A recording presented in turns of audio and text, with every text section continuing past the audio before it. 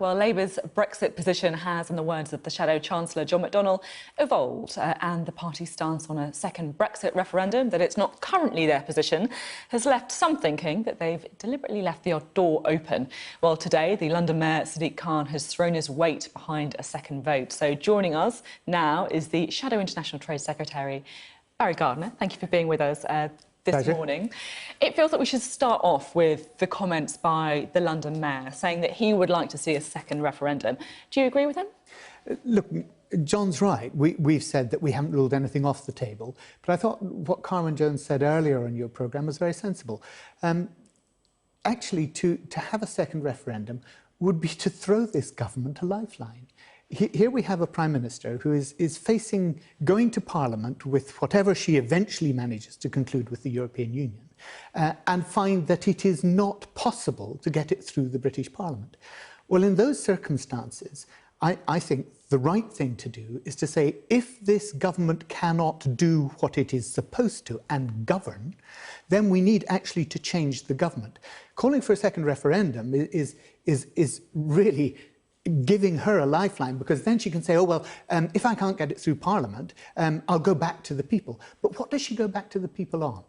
Because this is not just a two-way question. You know, is it whatever she's managed to negotiate or no deal and we crash out? Or is it whatever she's managed to negotiate and we stay in the European Union? So it's not clear. Whoever writes the question manipulates the answer that they want to get. And of course, it will be this government that is writing the question. The first referendum caused real division in our society. I think the challenge now is actually to try and heal society. It's to take note of what was originally said by the British people in that referendum, but to do so in such a way that is protecting jobs and our economy and growth. Because many of the things, and Carwyn was absolutely right, many of the things that are now being talked of by the government as part of a possible deal were never talked on the doorstep. You spoke there about the divisions that the Brexit vote created, and you said previously that a second referendum could actually lead to civil disobedience. I mean, what do you mean by civil disobedience? Look, what does that mean? Well, you know what civil disobedience... No, I don't genuinely. What does it mean? Civil disobedience is what, you know, people have campaigned on the streets, they go marching on the streets, the suffragettes engaged in civil disobedience, the people at Greenham Common engaged in civil disobedience. So violent protests, is that what you're saying? No, absolutely not. No, look, let's try and address the fundamental issue here. Okay, because the fundamental issue is, do we want a society that is united and says, okay, I haven't got everything that I want. We've got two groups in society. One that are ardently wanting to leave everything to do with the European Union, whether it's customs union, whether it's single market, whether it's Eurosat, whether it's, you know, the European emissions trading scheme. They just want out. Another group that say, no, what we want is, we're prepared to leave the European Union, but actually we don't want to leave all those other things which give real benefits to our society. Can I just bring you back to what would happen? We've got to try and unite the country, not increase the division. Can I just bring you back to what you think would happen if there was a second referendum? What do you think would happen? Do you think we'd see people on the streets? Do you think we'd see movements like you mentioned, the suffragettes, like that kind of passionate, sometimes violent campaigning groups? So what do you think? I think that people are deeply, deeply upset on both sides. And what we have to try and do is to heal that division, not perpetuate it. So do you think that a second referendum should be taken off the table then? No. Because it sounds like you do. No. Look, the reason that we have not ruled anything out is because nobody knows what's going to happen over the next few weeks. But that is an indictment of this government. This government went into those negotiations without a proper mandate. They accepted the timetable that was given to them by the Commission. On day one, they decided that they would first of all agree all the things that Europe wanted without actually, and then move on to the thing that we wanted, which was a new trade relationship with them. That was insane. This government has messed up the deal for the past 2 years.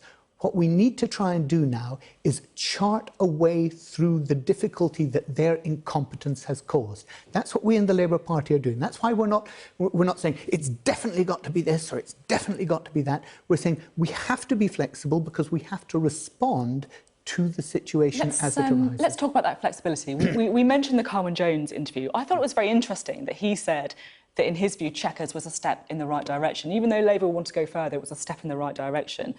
Emily Thornberry, however, has effectively said that whatever deal Theresa May comes back with, Labour is not going to support it. I mean, is that really responsible? No, sorry, Emily didn't say that. She said, I can't see them coming back with a deal that is going to meet our text, and that a workable deal was just not going to happen under May. Look, and that sounds like she's not going to vote for anything that Theresa May comes back with. Emily quite properly expressed her deep scepticism as to whether this government was going to produce a deal that was acceptable. I think most people in the country think that we are heading for a situation in which whatever is eventually concluded with the European Union is going to be unacceptable to a blocking minority in Parliament. But you think that you could see a solution where Labour would support a deal if you thought it was acceptable and met your tests? Is that what you're saying? If it meets the 6 tests that we've laid down, if it's a deal that is clearly going to be positive both for the security of the country, because remember, this is not simply about trade and economics, it's also about our future security relationship with the European Union. It's a much wider engagement that we have that the government and some of those who want no deal are seeking to wrench us away from. Now, a little bit of mischief in the newspapers. You always do this to me. What happened to that nice man that was here when you were away? Neil Patterson. He was never nearly so nasty to me. I'll have to ask him that. I'm not sure how he'd take that, whether you see it as a compliment or an insult. Now, there's a story in the Sunday Times, forgive me, I'm being mischievous, claiming that allies of John McDonnell are sounding people out about Jeremy Corbyn's future. So do you think that John McDonnell would be a good leader of the Labour Party? John has done an extraordinary job this week. He has gone out there talking to the public, talking to the British people about how ordinary people can get a fairer share of the wealth that they create. He's talked about rights for gig economy workers. He's talked about the way in which those workers in bigger companies, over 250 employees, can get shares in those companies so that they feel a sense of ownership in the productivity and the profits of those companies. And he's talked about a financial transaction tax, which would actually improve our financial services by stopping the churn and the speculation, but bring 5 billion into the economy. These are the things that the Labour Party has been focused on this week, about how to make ordinary people in this country better off. That's what we want to see. But look, everybody in the shadow cabinet is absolutely united around Jeremy's leadership. Jeremy has been an extraordinary leader at a time when people thought it was not possible for the Labour Party to come back.